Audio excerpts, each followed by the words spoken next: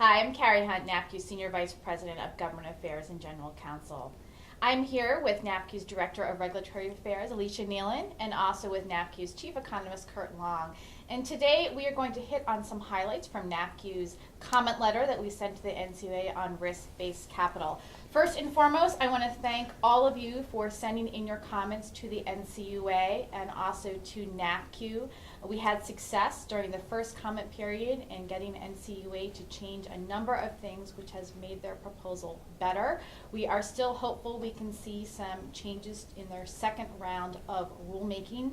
Of course, NAFCU still believes that we need legislative changes in order to effect positive and fair risk-based capital change.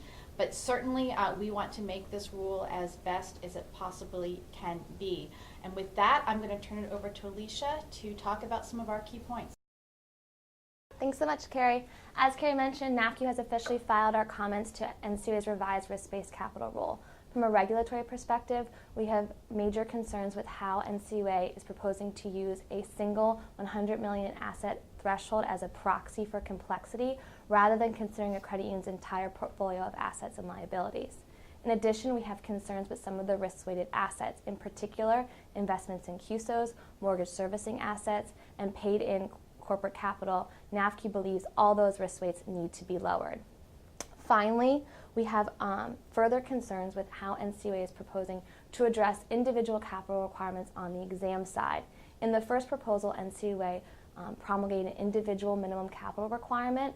That aspect was removed with this proposal after a legal opinion sought by NAFCU. However, this proposal seeks to implement similar substantive requirements on the exam side through a proposed capital adequacy provision. NAFCU questions whether NCUA has the statutory authority to do such a proposal. With that, I'll turn over to Curt to discuss the economic ramifications of this proposal on our industry. Thanks, Alicia.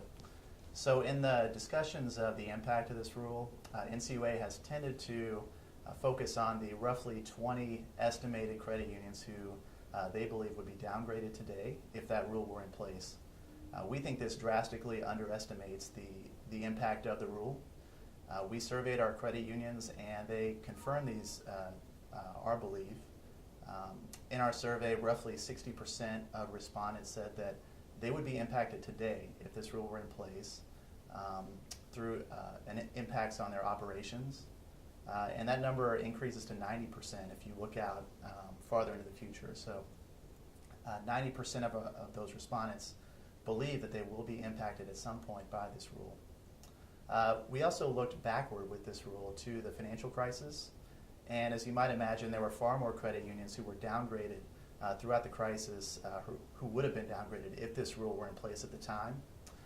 What's interesting about that is that the vast majority of those credit unions who would have been downgraded not only survived the crisis but are well capitalized today. So with that said, NAFCU is going to, even though we have filed our comment letter, is going to continue our efforts on the Hill and with the agency.